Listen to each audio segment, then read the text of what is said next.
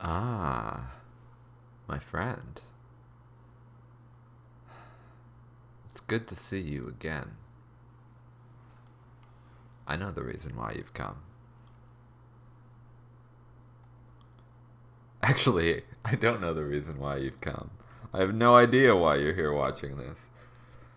But what I'm here to do, here in the sprawl, where there is no passage of time, where there is no real sense of space, where everybody lives in a sort of infinite suburbia, history having been arrested at the point of greatest capitalist prosperity. That's the bit that I'm doing here this evening. But you're maybe just here to watch Treachery and Beatdown City, which is a video game by a new challenger, otherwise known as Sean Alexander Allen. And I suspect other people as well. We've been playing a bit of this game. We've been talking a bit about this game. Oh, hold on one moment. Let me just unmute it. There we go. And then also lower the volume just a little bit so it's not bleeding out of my headphones. I really enjoy this game. I really enjoy the way this game looks. This pixel perfect animation stuff I really dig. That's a very good tag right over here, this element. But the main thing that you do here in Beatdown City is brutalize people. Oh, I have a longer range attack. That's interesting. Well,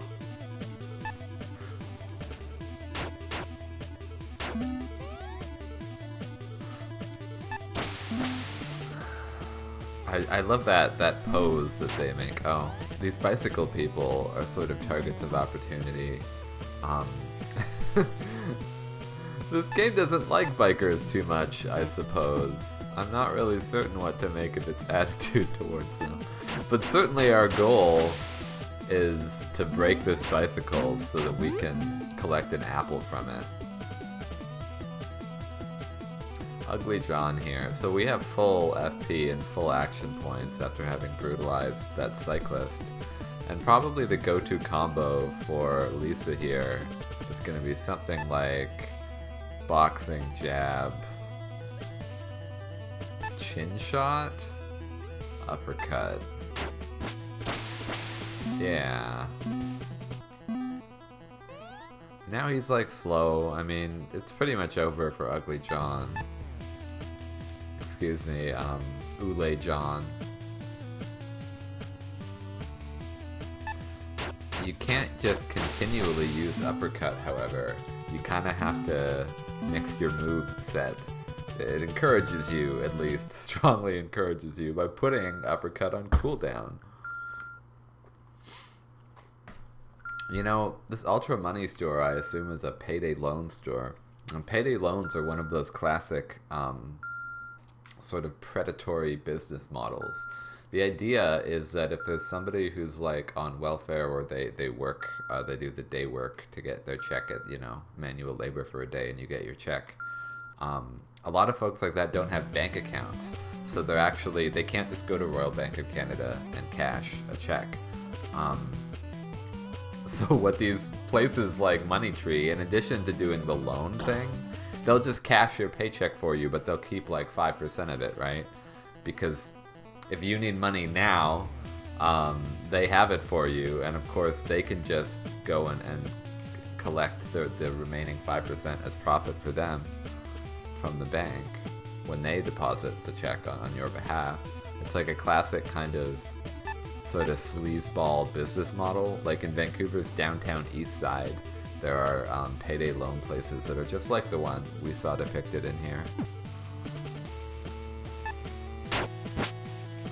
Oh, never turn your back. Never show your back to them in this game. You don't run away from a fight in Beatdown City. It's much more valuable to just, even if you don't necessarily have enough skill points to do exactly what you want, and then like, I don't need to get flanked either, you know, I can just walk all the way around.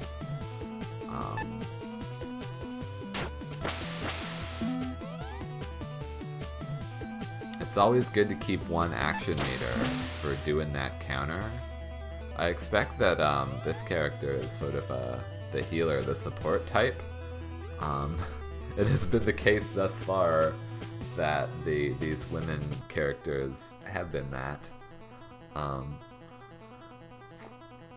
Not exclusively, of course. Lisa here is a woman character who's not that, but G. Chris, I think, is the support character. I'm going to bruise her legs. Okay, now we have an opportunity for maybe just a finishing combo.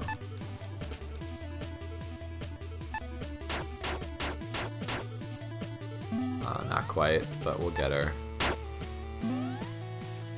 Ah!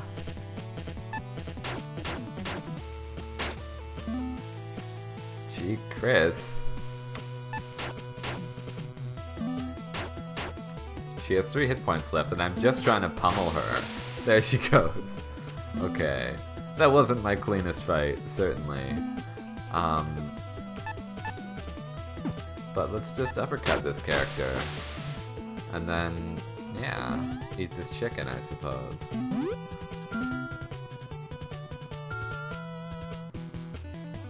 Did I see a learn to code sign? Oh.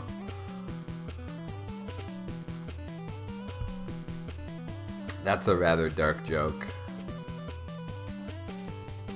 But I like it. It's accurate. Mayor Moneybags is of course Mike Bloomberg, a thinly veiled euphemism, who was running for president, if I recall, prior to this pandemic.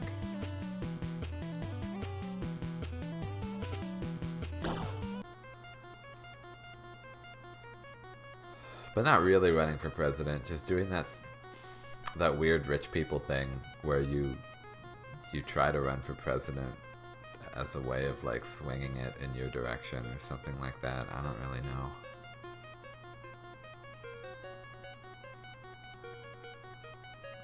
Oh, more security people.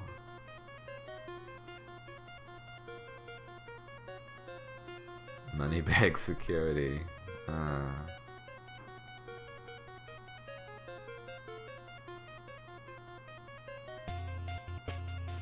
Whoa, there's a face for ya. This character could be the villain from a Ninja Turtles series.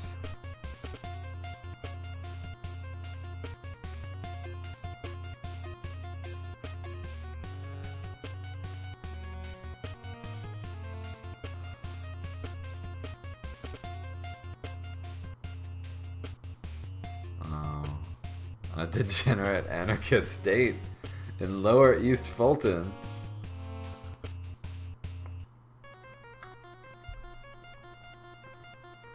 Classic technique for the police to just blame their victims. Kind of insist that they're doing what in fact the police are doing, right? Whatever you did to the person, just say that person was trying to do it to you.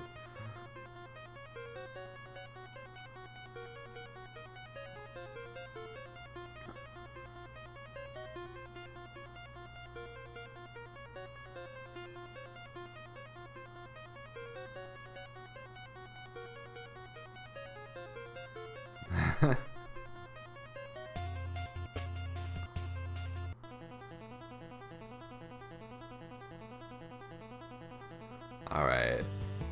Oh. Right, he's cheering on the cops. Here's a male cheerleader character, actually. Now...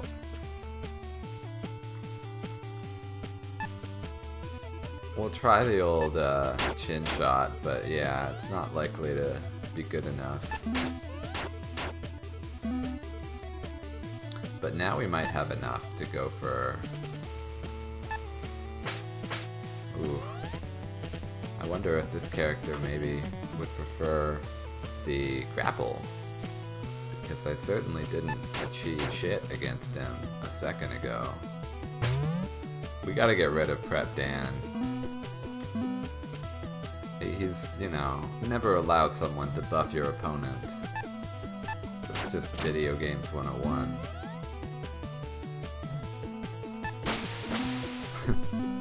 The counter is real satisfying. You kind of like knock somebody right on their butt, you know? Alright. So Dan here has an accuracy bonus that I don't think is going to make much of a difference in the end.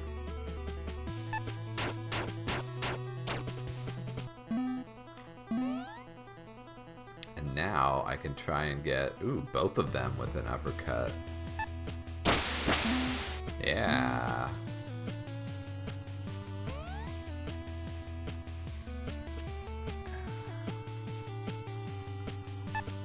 The old left, right, and then 3 more. The left, right, left, right, left. It is satisfying to beat the hell out of security guards. Not gonna lie. I just think police have a lot to answer for in our society, you know what I mean? At this point, it's just starting to get, I mean, how many times can you transition from tragedy into farce? It seems like a lot, but it's been real farcical for a while, you know?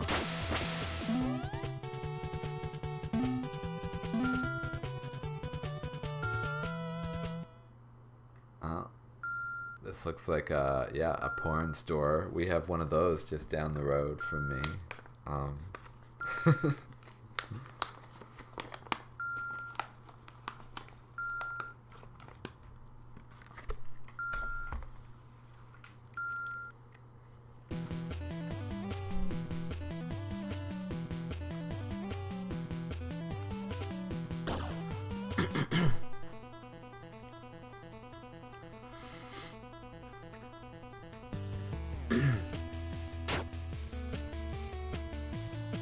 You know, I guess the notion is that, you know, these joggers are sort of,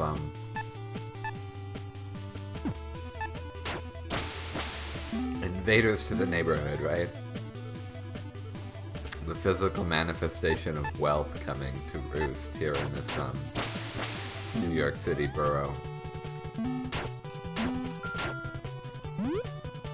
And although in real life I do very much enjoy riding bicycles, I'm content to break these ones open in exchange for an apple.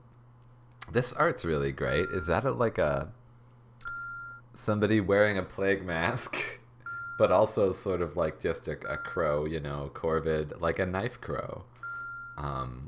You folks might be familiar with the famous knife crow meme, the image of a crow holding a knife. That's from my own city, Vancouver. Canuck was the name of that crow, and they were very famous around here. Famous crow.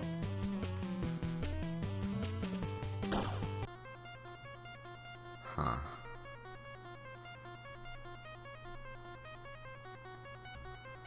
Well... Oh.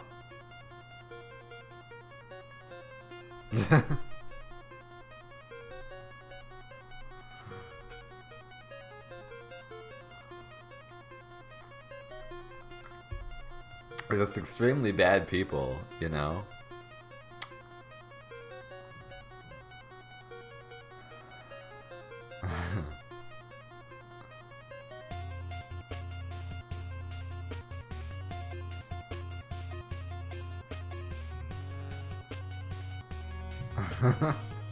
Shooting your shot is one of my favorite, like, expressions.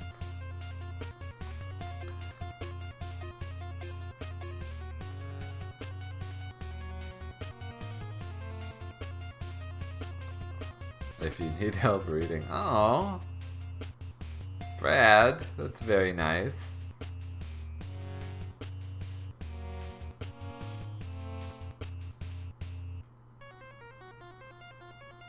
Oh.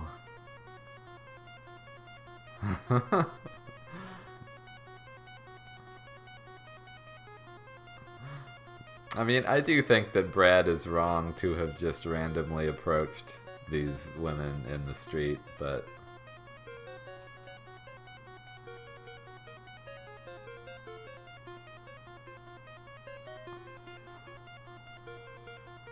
I mean, we all know where this is going. We're gonna have a fight.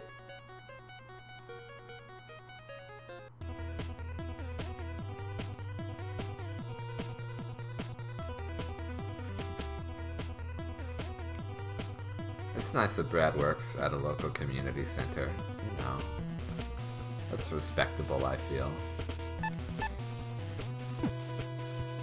The old dusty elbow.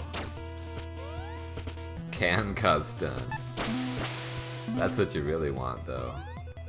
So let's wait for our meter to get full up again, and then we'll just give Heather here. Oh, why not just go for the whole thing? Oh, counter.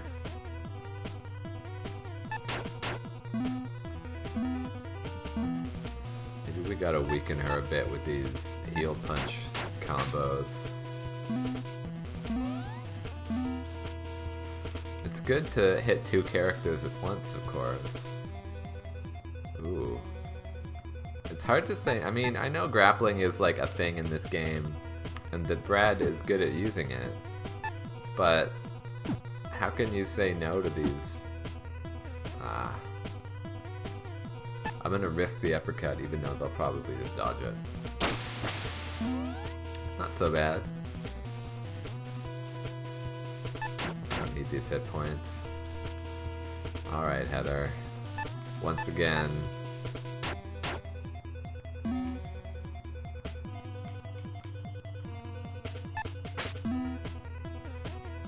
Okay, we can counter though. This will probably... Okay, I think she's gone. I'm not sure what happened.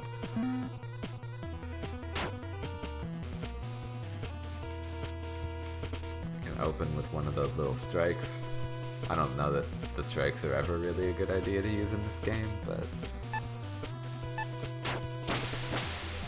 really that uppercut, that's your go-to.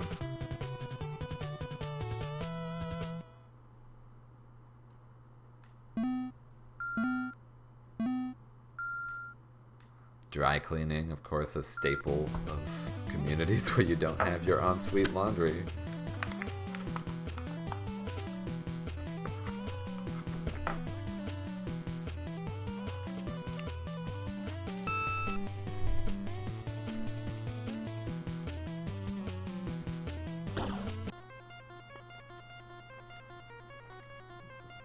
That's a great portrait.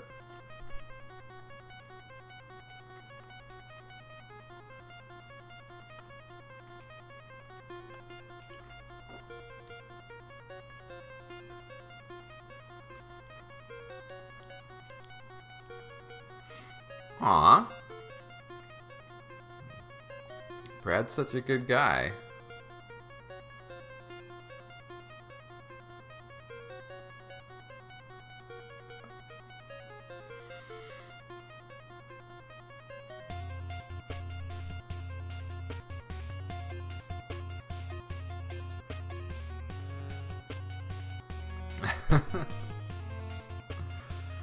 Oh, this person is bootstrapping their way up in society.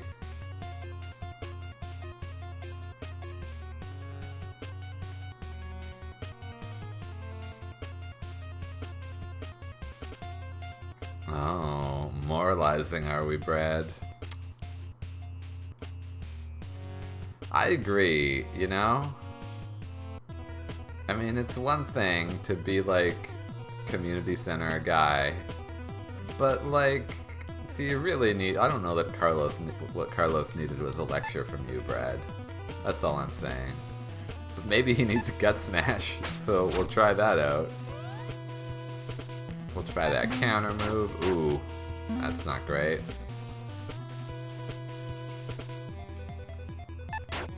Just want to get that third pip. What do I even need the third pip for? Maybe I shouldn't. Okay, this person's a sneaky type. They're, I think, very strike resistant. We'll try basically a lot of grappling on this person.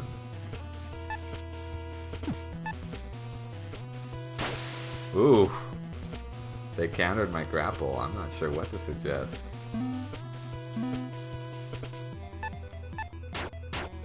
Okay, so they can get those elbow strikes out, no problem.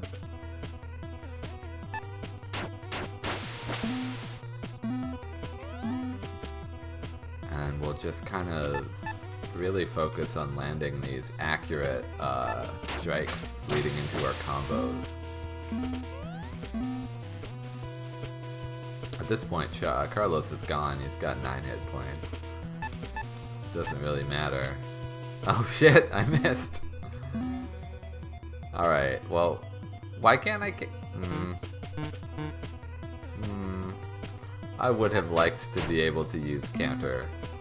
Maybe I'll just break this. Alright. We're gonna put the moves on him here. Body slam. There you go. Overkill. Appreciative, again, the fact that this game permits you to use overkill.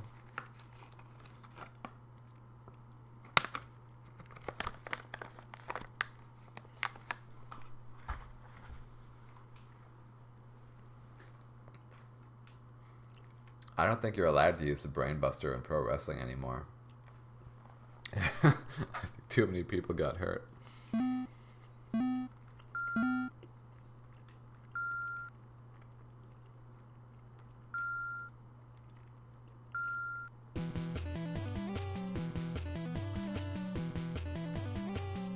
I heard that the president guy of professional wrestling, Vince McMahon, was one of the people tasked with reopening the United States, quote unquote. Basically, that part of that government's refusal to deal with coronavirus. And, you know, as frustrating as it is to have a person like Vince McMahon, generally, nobody disputes, you know, a very shitty capitalist, Vince McMahon. As galling as it is that a person like that is viewed as the go-to source of information about what to do with government politics and stuff. I mean, at least Vince McMahon had a pretty solid, like, concussion protocol for his wrestlers. You know, people actually got a lot less hurt doing pro wrestling, arguably, than things like American football. So if you were to choose between, like, when it comes to dealing with a medical crisis, and given the fact that you're not allowed to choose the obvious best choice, which would be a medical expert, I guess Vince McMahon would have been better than, like, Football League man.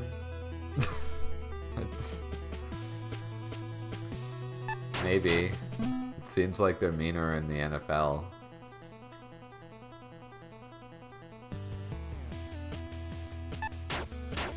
Oh, I just want to finish this sneaker here. Alright. Gee, Chris. We're gonna finish this person off too. With only 32. Oh, they got stunned. I wonder what the stun actually achieves. It doesn't seem to prevent them from attacking. I have only 14 hit points, so it's pretty critical to not make any mistakes here.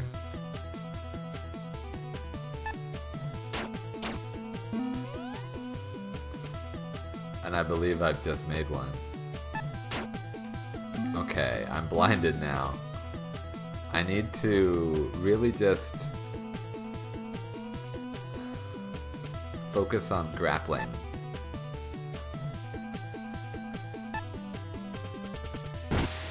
There you go.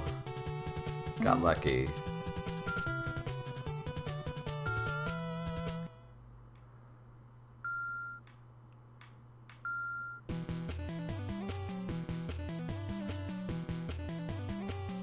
I need to consume some items now. Oh, okay. We gotta go to this screen.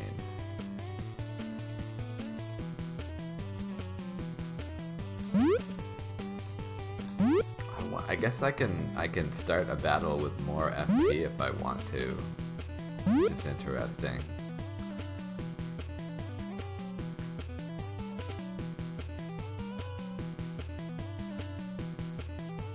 Oh, a fellow grappler. Here's Charles. Charles seems pretty polite, actually.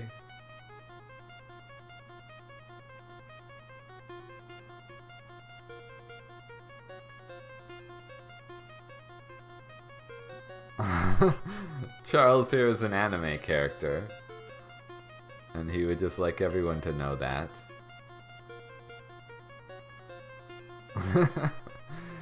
The school teacher who administers beatdowns.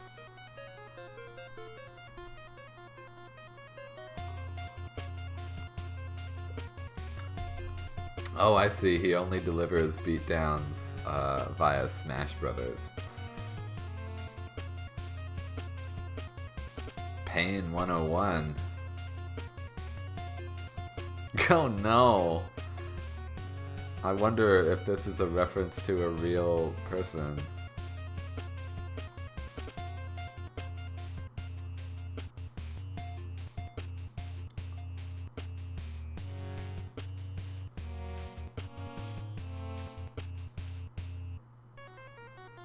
Sure. I don't trust Charles. I don't really feel safe. Yeah, I mean, Charles's game design degree has allowed him to intuit the truth that in fact I cannot avoid fighting him.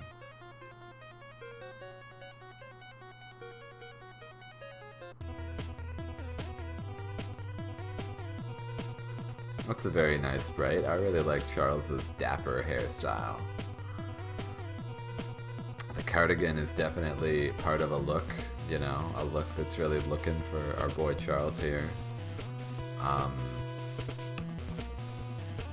So this person, they said, was a hold specialist. I'm not sure what that implies for us, but I guess we will try to just keep doing these strikes that are working for us. I mean, at this point, we have the full FP, so we can try out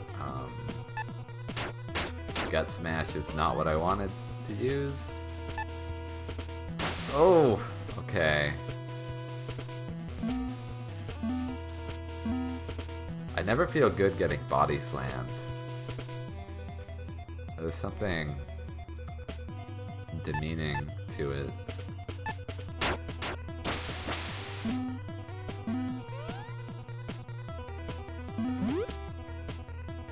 Okay, 37 hit points, so one more combo. Let's try the Gut Smash for the accuracy increase, followed by, I don't know, sure, the Dusty Elbow.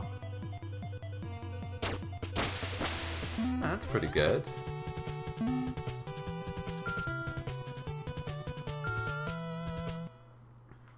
It's important to note upon this sign that this is not a bar belonging to a poser, but is in fact a bar for posers. Living in Vancouver, I've certainly inhabited my share of poser bars. Because honestly, I'm sure y'all can tell just by looking at me, I'm kind of a lot like this fucker Charles here. Certainly more like him than I am like any of these other characters. A ludonarrative dissonance joke. That's alright. It's good that Charles doesn't want to drag down this game by getting into a discussion about ludonarrative dissonance. It seems like he's basically here to make a bunch of fourth wall breaky japes, as they would say in Westeros / in Undertale.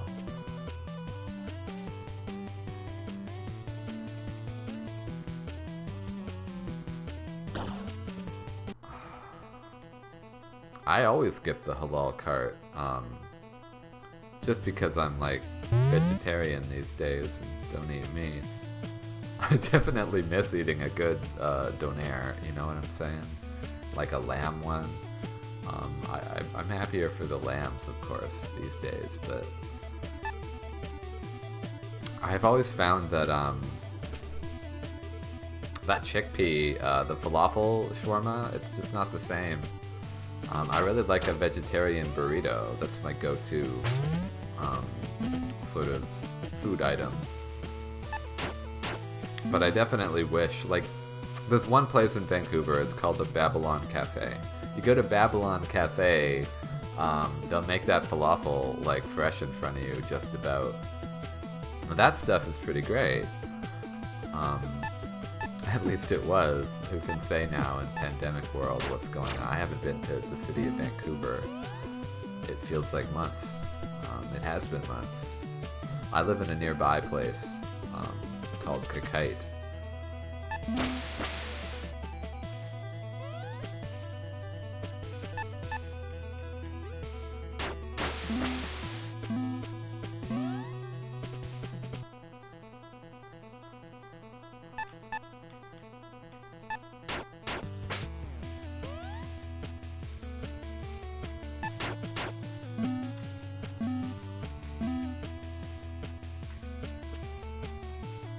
I miss being in cities. I miss the food, the sense of walking around, especially during a good spring afternoon. Springs in Vancouver are pretty nice. Or, you know, in the era before climate change, I imagine they were especially nice.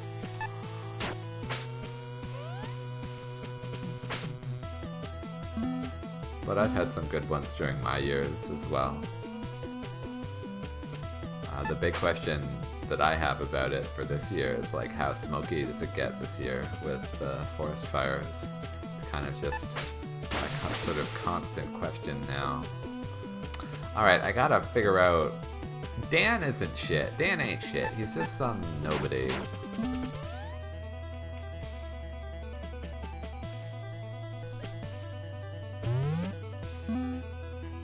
Okay, we got that triple combo. How about... Sure. Yeah, that's fine. And then we'll just... finish him off.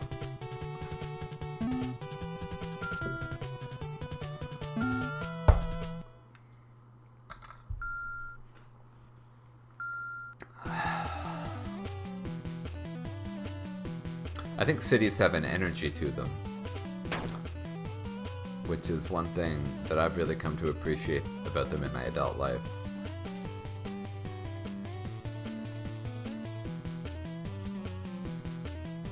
Oh.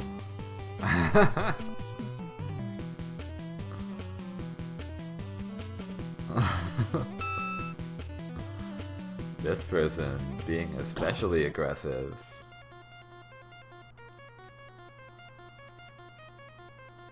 Keith Walker from East Fulton High. Ah, Bruce doesn't remember.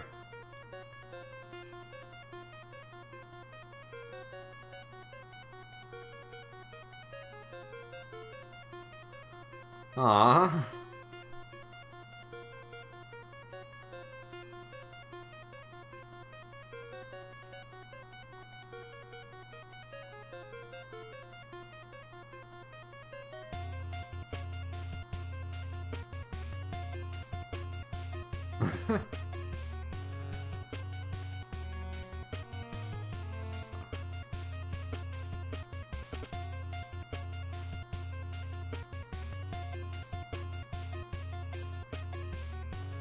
Oh, Bruce is rich.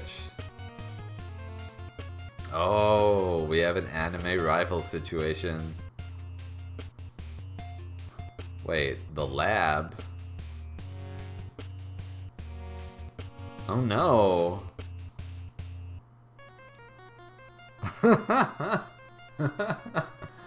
What bad luck. We have to encounter the escaped lab prototype person.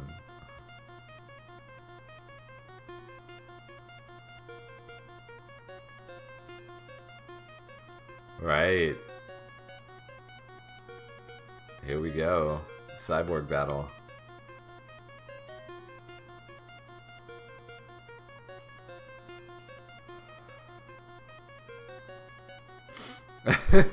Bruce can't. Poor Bruce, he's in an impossible social situation. Oh, wow, that's a great face. Look at those smoking eyes. That's a good one. Bruce is just... I guess we should be doing like anime style one syllable reacts for all of these.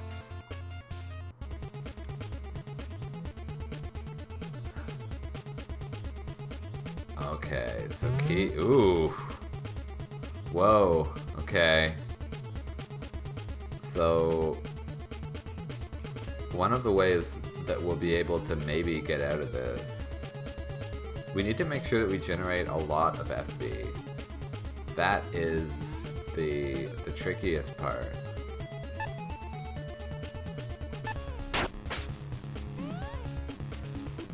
Make sure that we use that combo.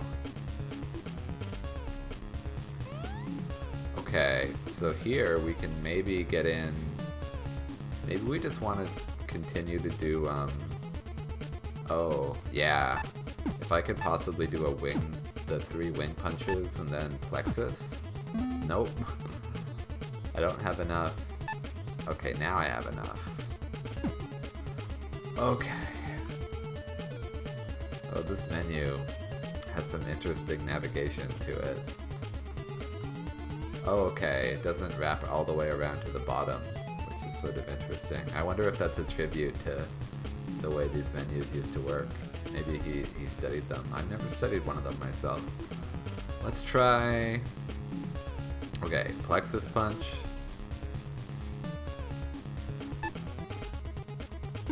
Wing strikes, and then plexus. Okay. No real luck.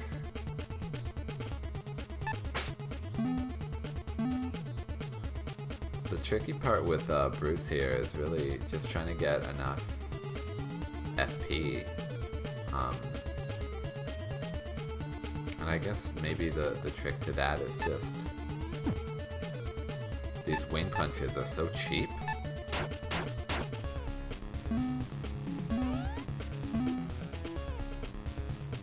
It's like you almost always just want to do the wing punches.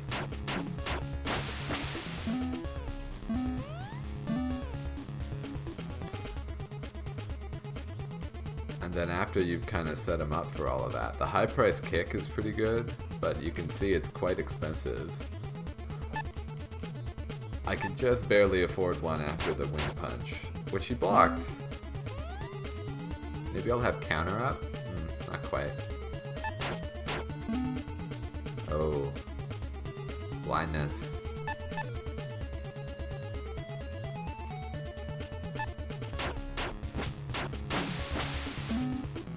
Oh, I think I got him. Only, oh, he's poisoned too. Yeah, this will do it. Great. Not so tough for a, you know, surgically altered cyborg.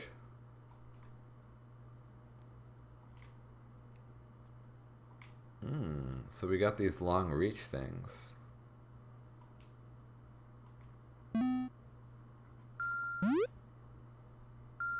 I guess maybe for some enemies that you know you don't want to get close to. I don't know that we've really encountered one like that before. I really like Lisa's big torso. They do a good job with that. Like Bruce here is actually quite a bit more slim. You can just kind of tell from the slope of his shoulders.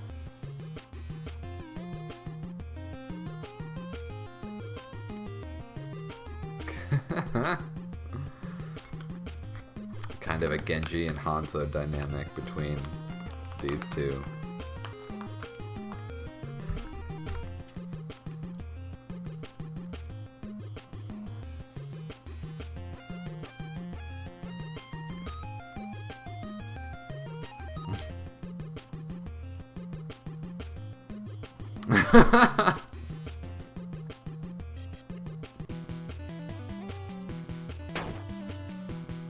Lisa tolerates Bruce's manga thing because, you know, she likes him.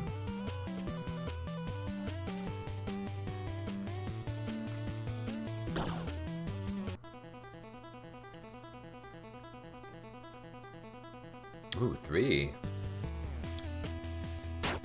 The runner is almost as free points, but I just need to make sure that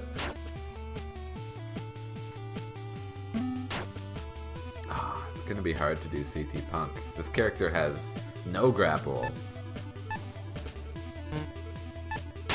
but he does have extremely low energy use skills. That's like the thing about him that's kind of good.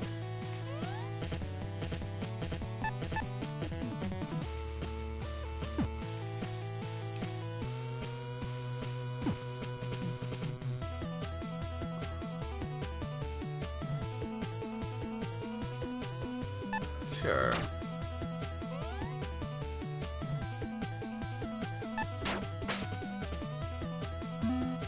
So after they've been exposed, they are basically more likely to incur status effects, and I believe they'll take more damage. So for John here, we want to try to maneuver towards something that's gonna put him on the ground. Oof.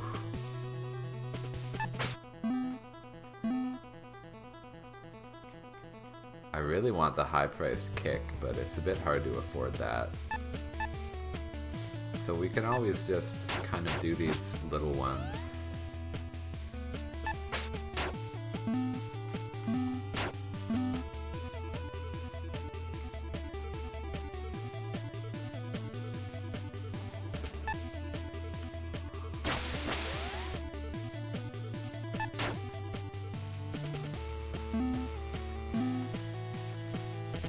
Perhaps we have enough. 36 hit points. The tally kick, it seems like it's just long-reaching, but doesn't actually give you much of a benefit. It seems like one thing you really want to do is... I don't know. I'm trying to figure out the use of these regular strikes and like what they're kind of good for. It seems like they do cost you fight points. FP, fight points?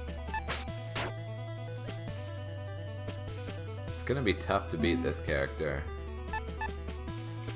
We're gonna have a lot of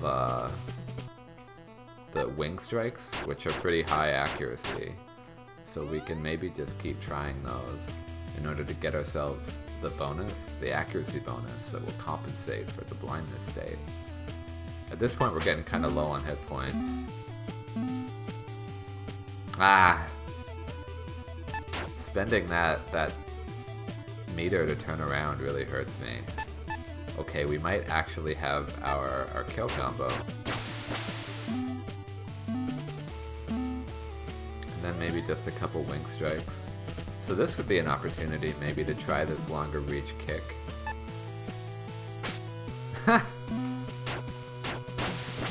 We'll just punch him. Bruce, I feel he's very fragile. He has this glass cannon aesthetic going for himself. And at least thus far, it's not as if his striking is that much more powerful, at least not to my senses so far, than Brad or Lisa.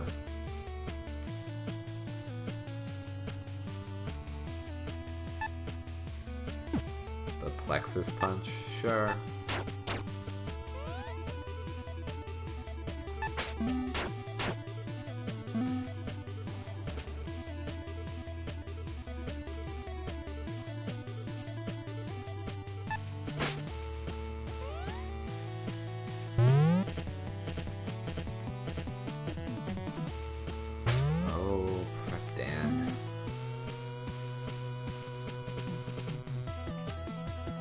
I need to... Oh, I have no hit points. I'm probably gonna just lose this encounter outright. Yeah. Gotta spend some healing items, or maybe just change characters.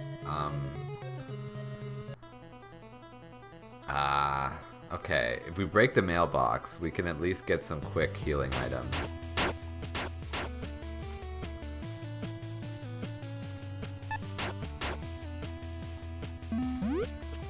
And then we need to focus on our healer, which is Prep Dan here.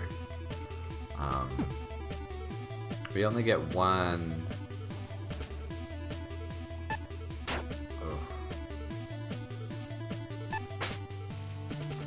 Let's go and wait for our meter over here.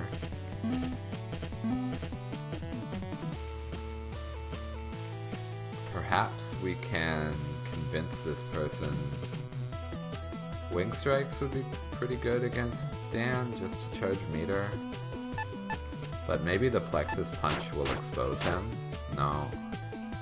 Countered. Oh, this is really tough, actually. I mean, we're starting this battle with not a lot of hit points, things like that. But I do find that,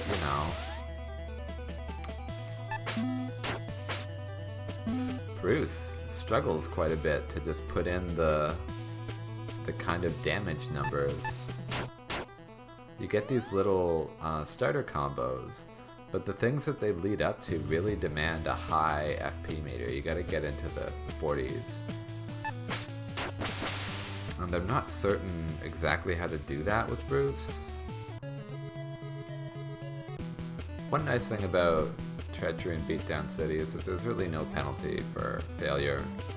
And then once you back out of a combat encounter, we can just employ our healing items more or less as we see fit. We can also switch to Lisa, for example.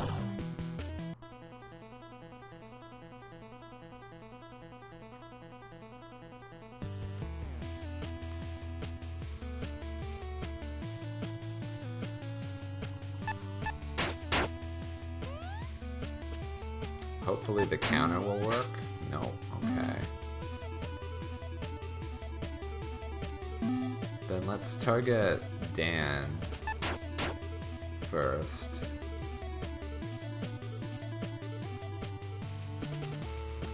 Lisa's got a bit of grapple, which could be useful for us, but what we really want to get is that uppercut. Once again, it can be a bit hard.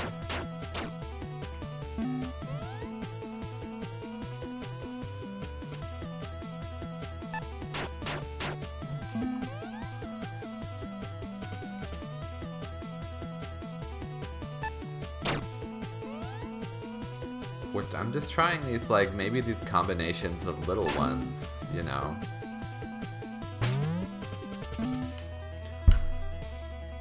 I'm trying to figure out how do we get that FP meter to really shoot up. I'd like it to go up quicker, you know what I mean? Because I need it to get to 36 so that we can land this uppercut. It almost feels like the two jabs aren't even worth spending the money on, So we'll at least try like mixing a chin shot in.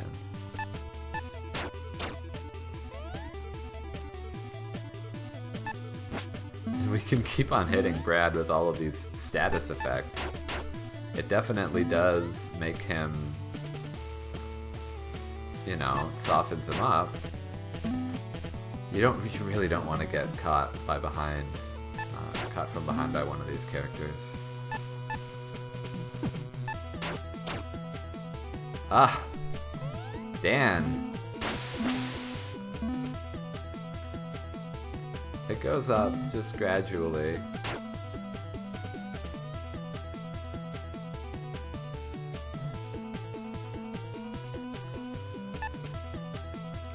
We will try an uppercut.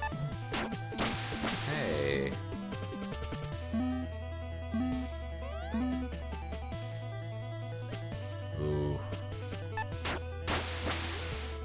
this isn't so good. I want to finish off this character on the right.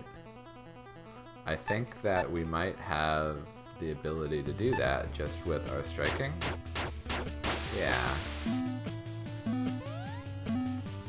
So that will permit us to... Right, we're set up to try an uppercut on B-Pike here.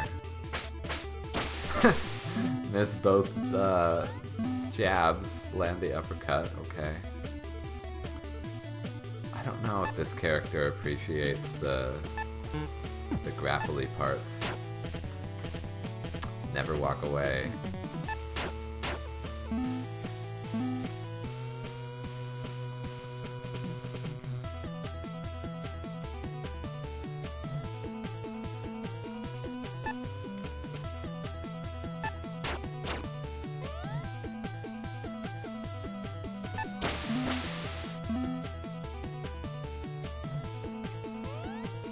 We're about halfway through our hit point meter.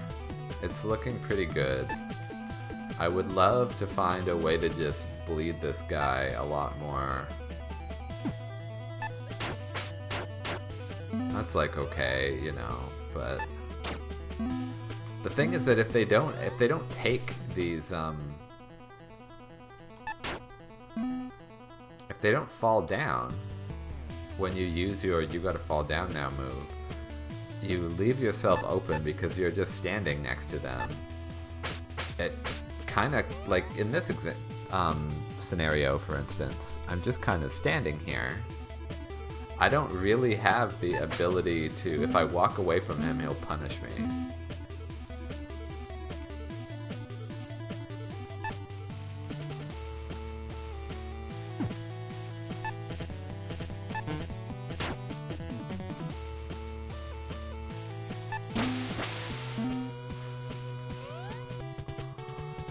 Okay, we made it out of that one.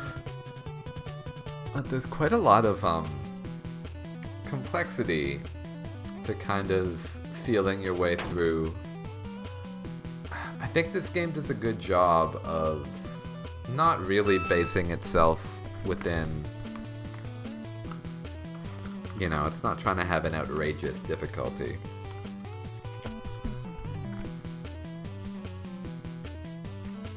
Not like Sekiro or something like that.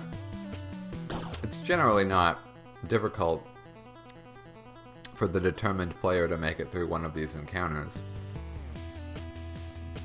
It's more a question of you can challenge yourself to do it with the maximum possible grace. That's what makes it interesting to me.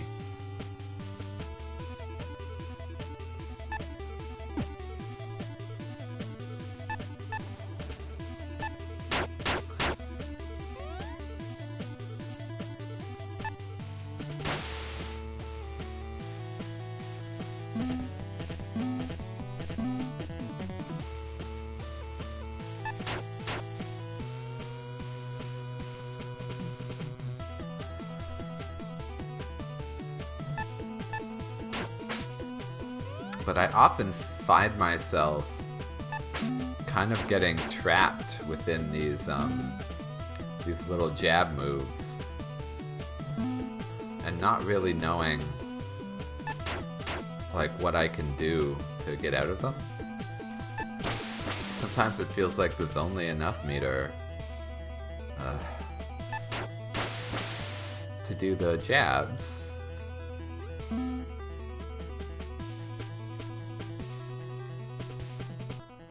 Like uppercut is on some cooldown. The problem with rib crusher and leg bruiser is that those are likely to cause status effects, but the status effects do not create the kind of like distance and spacing that I want.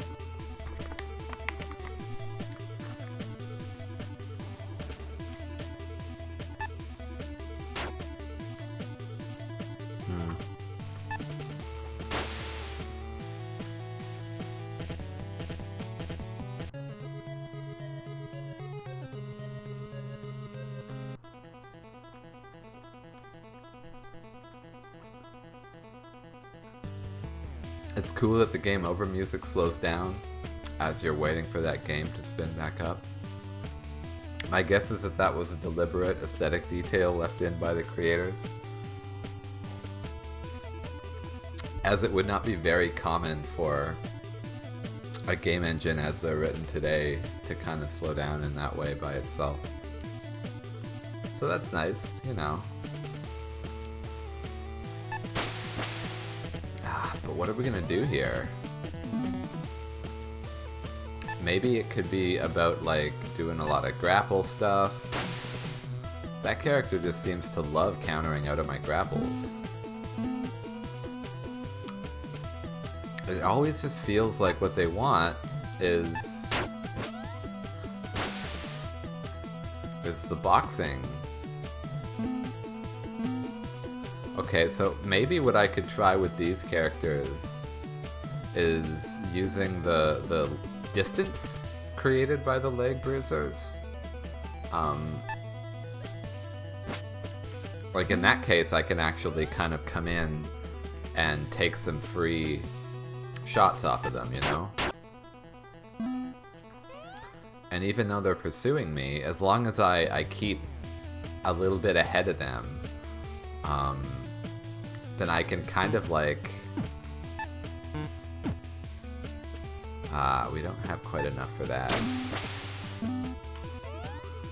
See, we can sort of kite this character around and resist being taken in for them to damage me, while still putting out punishment.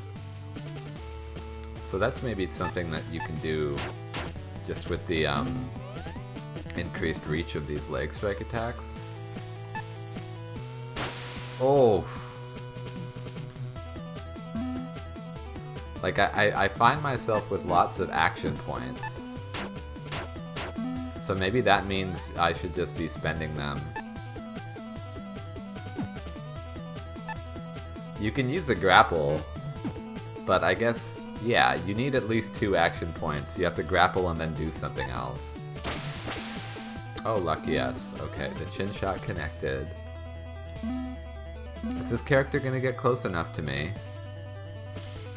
If you're gonna wait around for them to walk up to you, you want to make sure that you're like snappy about getting into your combo after they get close, because of course they're not gonna give you too much of a timing window. Character's coming to try to kick you or something like that. I'm sure that's a little AI subroutine they had to program. We can afford an uppercut. This character's real tricky. I don't really trust the uppercut. So instead, we're gonna do a bunch of boxing jabs. He loves to just come right into an attack after that, and I don't have anything set up, right? And then they just go into those grabs. And Lisa doesn't really, without the counter, you're pretty much hooped. So like, it seems like it's a good idea pretty much always to make sure you have something ready for countering. At this point, we're just gonna jab to try to finish him off. There we go. Yeah, there it is. Learn to code. That's, yeah, I think computers were a mistake, you know? I guess not everybody in the audience might... Oh, what audience? Let's be real, I don't have an audience. If someone out there is watching this, you might not be familiar with why the words learn to code are such a funny joke to those of us who code for a living. It was just this weird idea about like, we're gonna pretend that we're being progressives, like it's a bunch of capitalist tech bro people pretending they're being progressive by like going into places or you know, isolating some demographic of people who are treated very poorly in video games, and then being like, we're gonna run some education programs so that those people can learn to code. And it's insulting on a lot of levels. I mean, one thing is that it has this sort of implicit assumption Like, just implicit to the learn to code lens is the idea that knowledge is the problem. It's almost like, if you remember Bill Clinton in the 90s talking about how we're going to educate our way out of this, like, global crisis that's looming on the horizon. Obviously that didn't work. But it comes from that, right? It comes from this idea that we're going to show them this magical knowledge about how to program computers, and this is how they're all going to be able to solve problems like poverty. Learning to code doesn't solve problems like poverty, and the reason why it doesn't is simply because the only people who pay coders are capitalists, and capitalists are not interested in solving poverty, right? It's just literally not what they're here to do.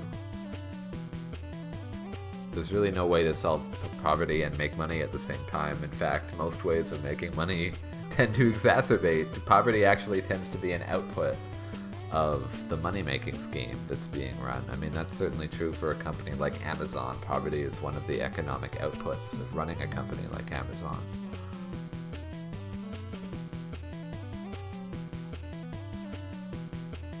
Oh.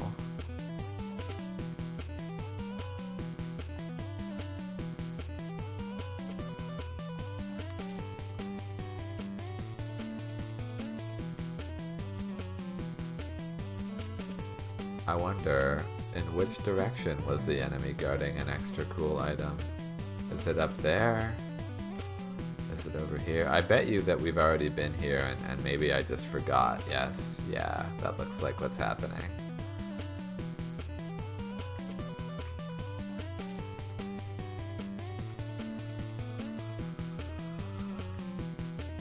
This very thick Lisa character sprite. I appreciate it.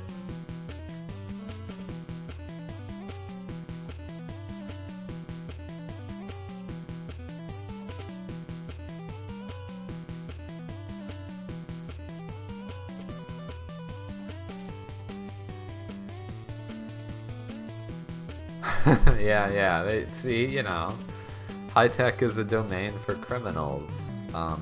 That's kind of always been true about it. It's a place where it's full of gray markets and things that have kind of yet to be regulated, and that tends to be a place where you would gravitate to if you are somebody with a lot of criminal intent, because, like, you can get away with a lot on those gray boundaries between what's legal and what's not.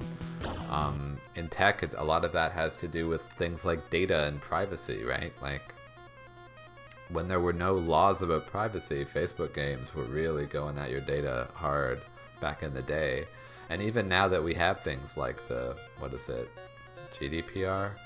In Europe, there's a privacy law that basically says you can ask them to remove your personal information from their database if you want to. That put some companies out of business, because, like, they had not left room in their budgets to account for having to build the part of the app where users could control and erase their personal data, right? People just built whole databases thinking that would never need to happen because it wasn't a law, you know. It always would have been nice for for users to be able to have that as a feature, just as a privacy feature.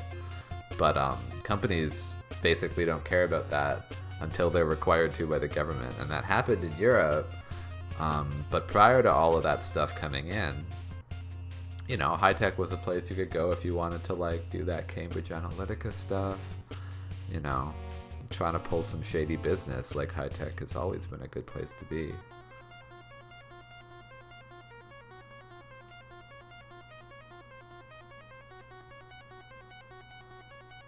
I love the menacing grin of this shitty cop.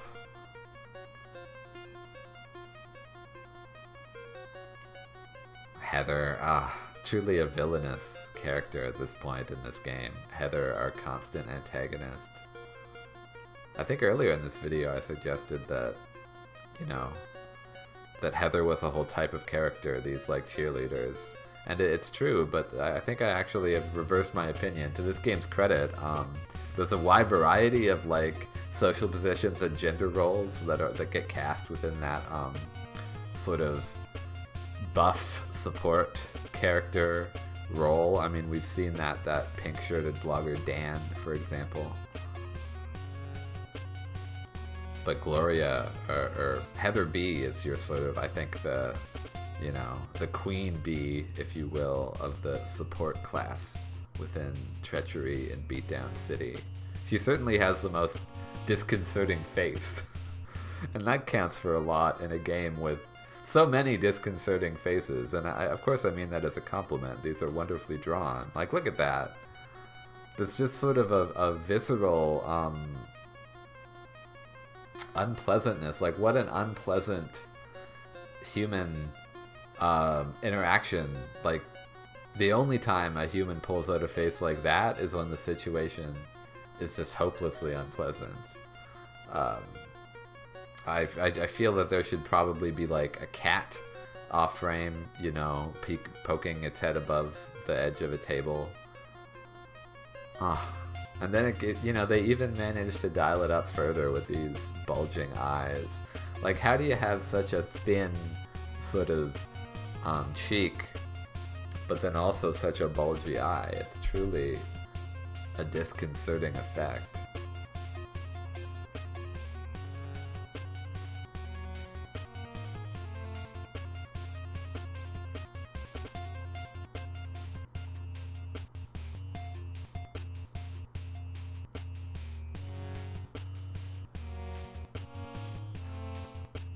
Music in this game's so great.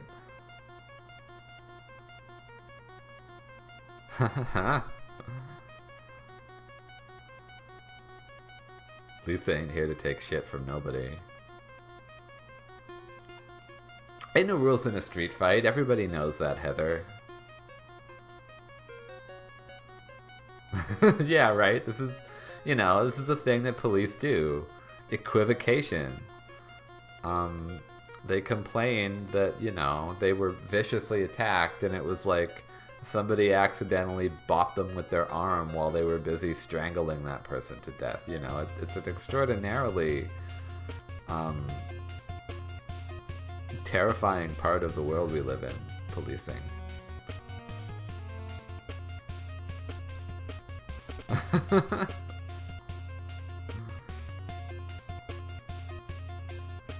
I guess Heather B enjoys being beat up by Lisa Santiago, which, fair. I suppose I would also enjoy the privilege of having the shit kicked out of me by Lisa Santiago.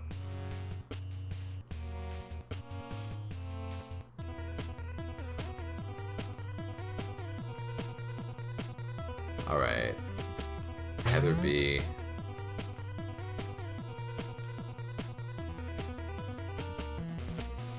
So what did that person just tell us about grapplers?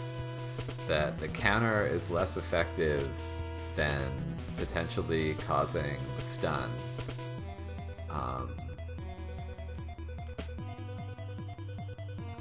What do we have that causes stun? Maybe the chin shot? Well, whatever.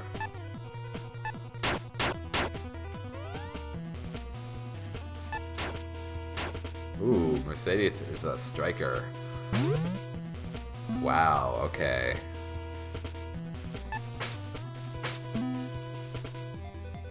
We definitely gotta deal with Heather here.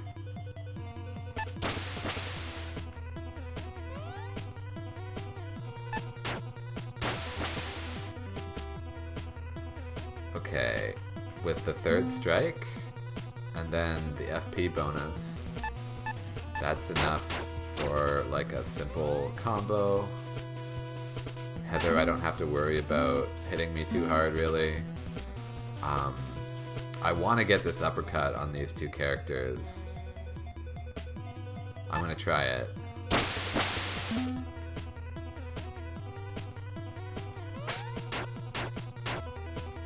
Oh, Heather. Oh god, I'm getting my ass handed to me so far. I just want to like finish this girl with some basic strikes, you know?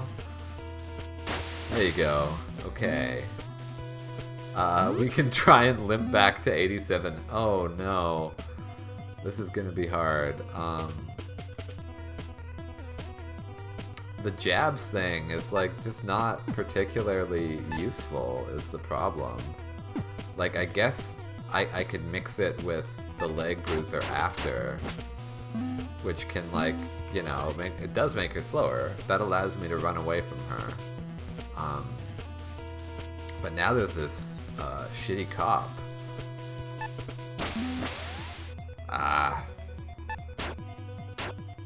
Oh, the headbutt. It's so brutal.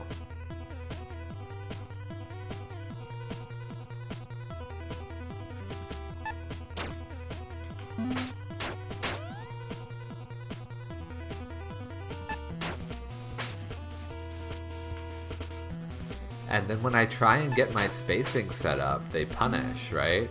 I guess the thing is, you gotta change your spacing at the right moment. You can't just do it willy-nilly. You know, this is like just not a good example of a fight here. I'm kind of getting tilted. I need to figure out how to keep more health through the early part of it, so that I have like a more realistic chance of coming out of it okay. It's like these low FP. Okay, this character I need to try to affect her with slow. That's like an important priority.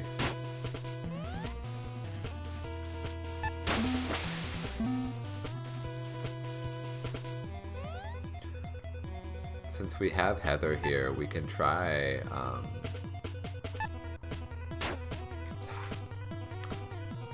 I don't care about you, Heather. Okay. Maybe the uppercut again? It does so much damage, you know what I'm saying? But then we can do a lot of damage just by doing this triple jab. And then we can maybe just try something simple? Yeah.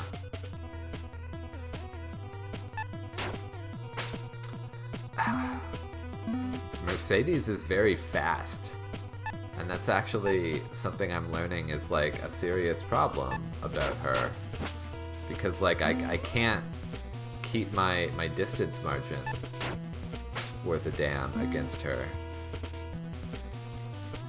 I have to make sure that she's affected by slow. Okay, so Heather we're just gonna break down using like some easy strikes.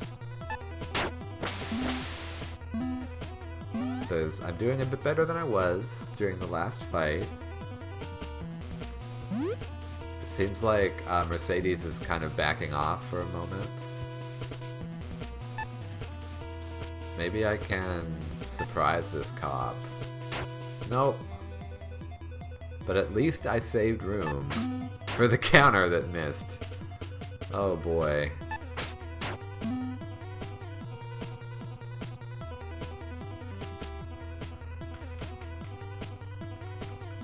Well, I have both of them in range, so one thing that we can always try is just pelt them with shit and hope that you... I really need to get this uppercut in.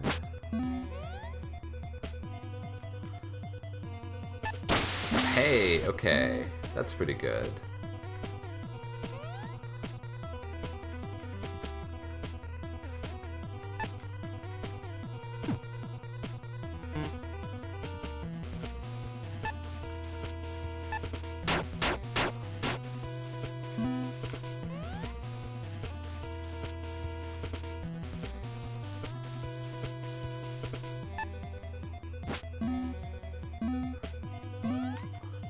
So after you've kicked her, she slows down for a bit, which is good. That gives me just a little window that I need to kind of step to the side and get a bit of breath back. And that kind of sets us up for, yeah, this is the combo that you absolutely want. You have just enough FP to do a boxing jab and an uppercut. And that's good for the kill. Mercedes has only 3 life left, so things are over for her. Yeah.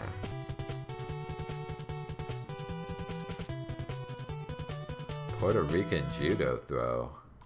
Cool.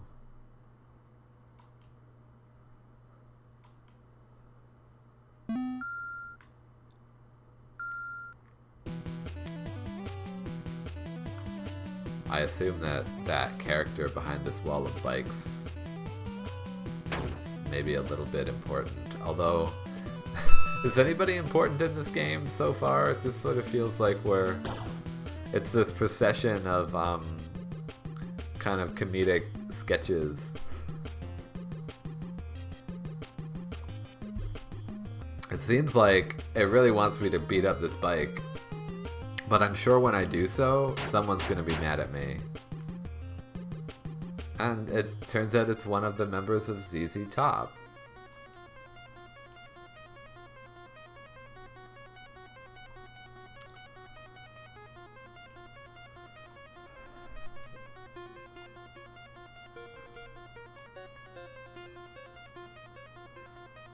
You know, the fact that it was parked on the side, okay, it is a serious problem to leave a bike on the sidewalk.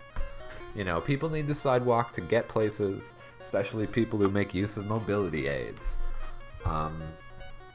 So it's justifiable that if you leave your motorcycle somewhere stupid, or pardon me, you know, somewhere inappropriate,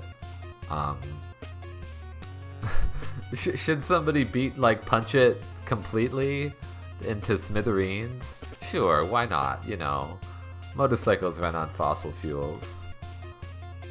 They do tend to use less of them than cars do, so I think you'd maybe be more within your rights destroying literally any, like a Honda Civic or something, even a relatively fuel efficient car.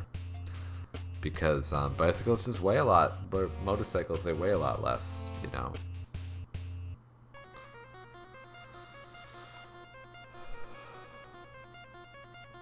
Everybody's a tech company now.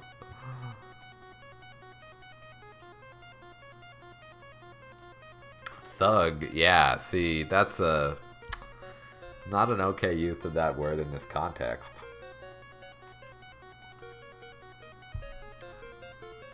Yeah, it is like the pot calling the kettle black.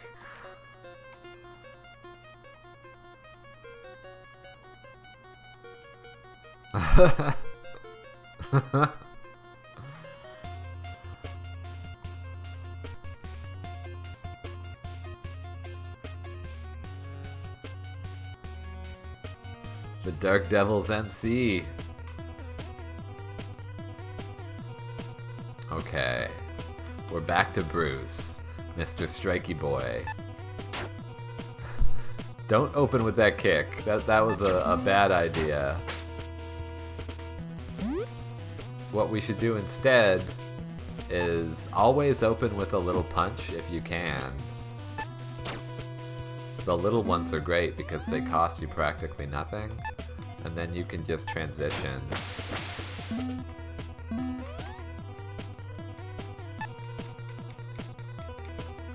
You do tend to get a little bit like, you know, after you do that combo, you get a little bored. You kind of want to land one of the big ones. But you can very easily just keep spending your way out of doing that.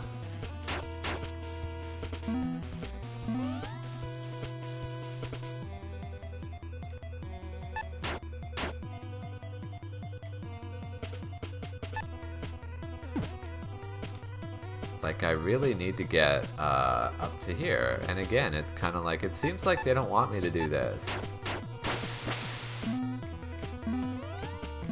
But then again, if you get that knockdown, the knockdown tends to like rally you to do one of these. In this case, I can just like hit him a bunch more. And now I've got like lots of accuracy and stuff.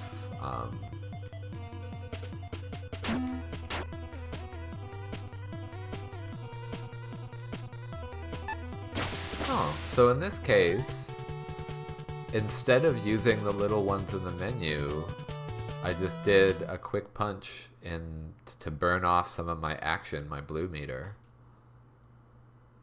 And then he's maybe still stunned enough from my real-time quick punches that the kick can land and can also be paid for with proceeds from doing those punches, because I think it raises your FP. Tension grapple. Huh.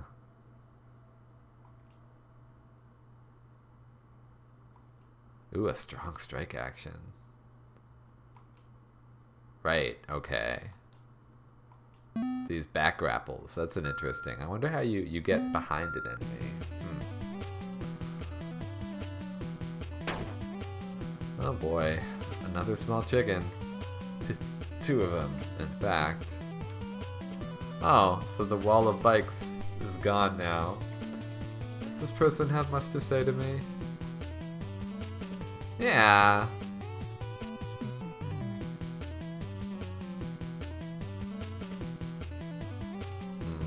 These bikers are intimidating. Let's see. I wonder if I'll actually be invited to choose who I fight in this one. Oh, what a great character design. Great face. Good, look at that, like, dithering, that dithered gray to get that beard stubble. It's pretty great. You get that cool color palette through here with the warm everywhere else.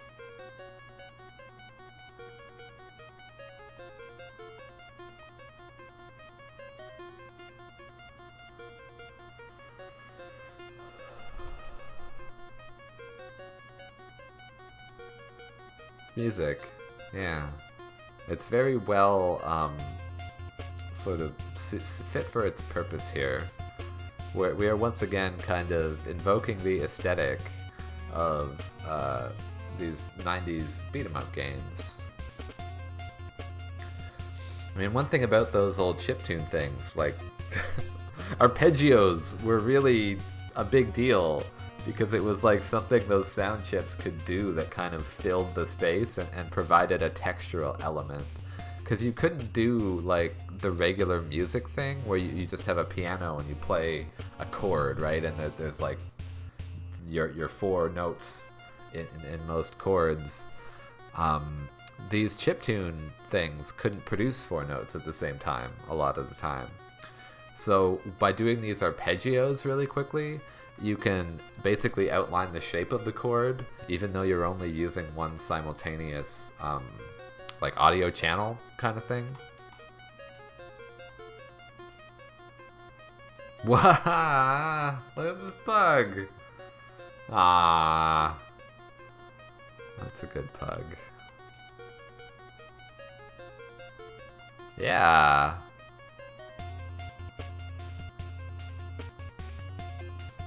What? Complimentary airline pugs? That's doesn't see nothing about that. I mean, straight balling with pugs in our laps. It's just cruel to the pugs, that's what I think. At least they're not in the bottom of the airplane. She's cute for a dog, but she is no cat. Brad is like a sort of charmingly normcore, like kind of lame dad type character, and I appreciate that. I know people in my city who are that.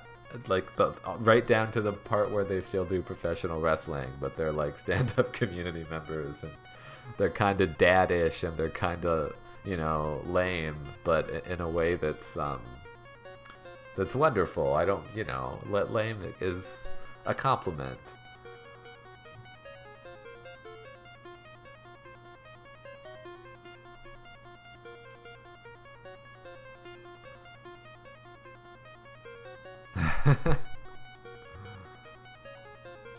It's true.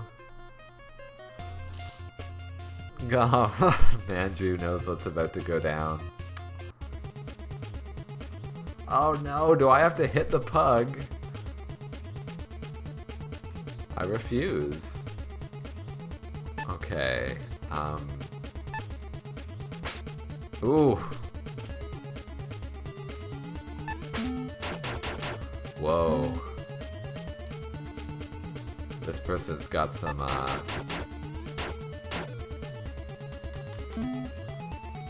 course, it's got some moves.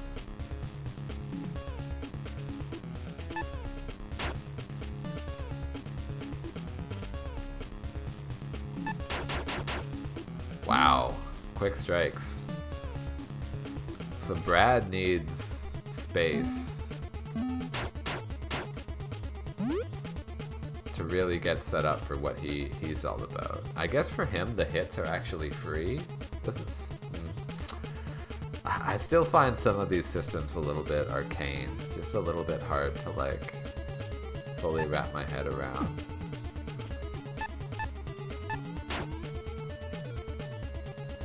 I really need to remember my counters and my grapples.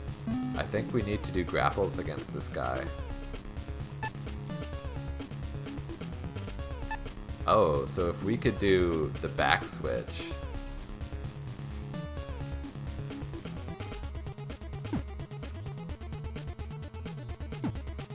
It needs a lot of... We'd have to have almost full FP to pull a brainbuster.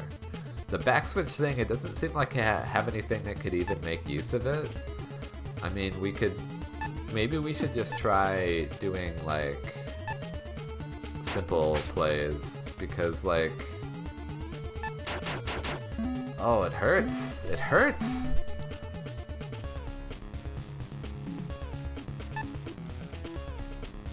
Ah... Like, I don't think that there's really a way for these to not just get countered. And in the meantime, he's just wailing on my face.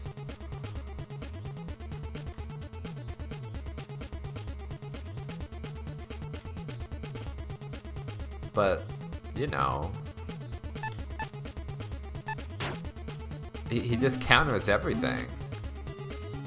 So it makes it really difficult to, like... to really figure out what to do against this guy. Like...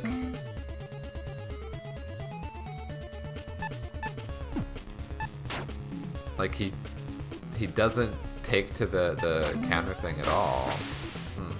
Interesting.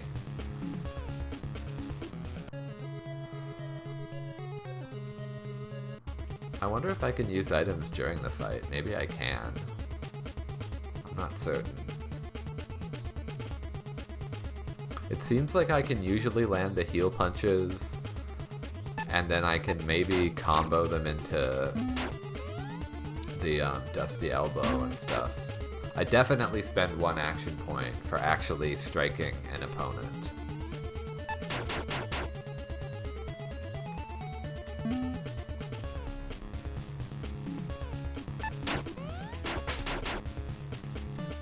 Right, okay, and countering is what really charges this guy. Like, at this point, if it weren't for the fact that he blocks every counter, every grapple, I would definitely be trying to set up for that. As it stands, what I should do is get more action meter so that I can actually attempt...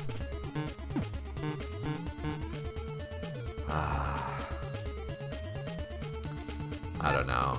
Let's just, let's do, okay, 3 basic strikes and a Dusty Elbow. That's at least a combo. So now we're at full again.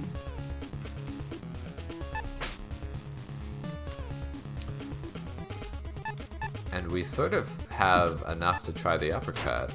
Nice. So at this point, we're ahead of the count on this character, and we'll probably be able to finish him. Oof, maybe I spoke too soon.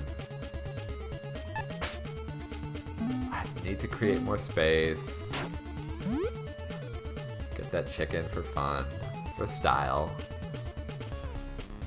And then, like, yeah, we'll try that uppercut again. 13 health left, just strikes. Nice.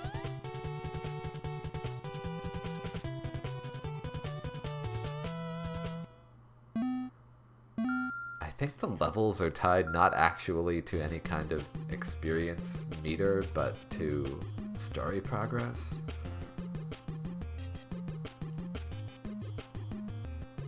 Aw, this person's using I statements.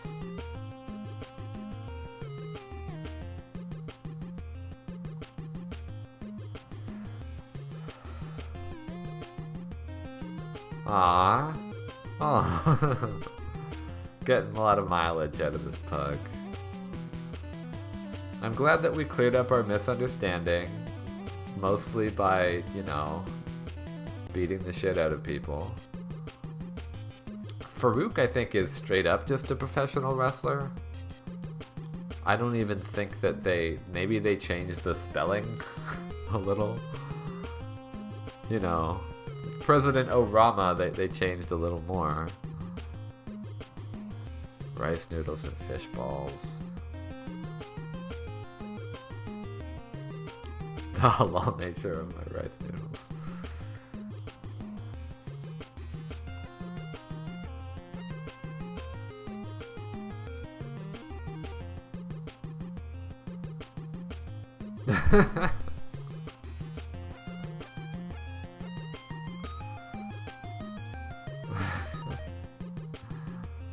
Aww.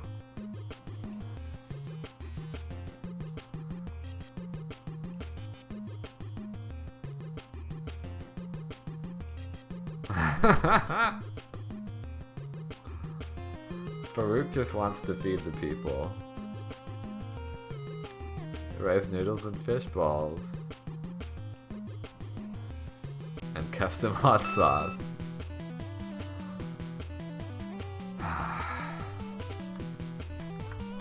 Wow.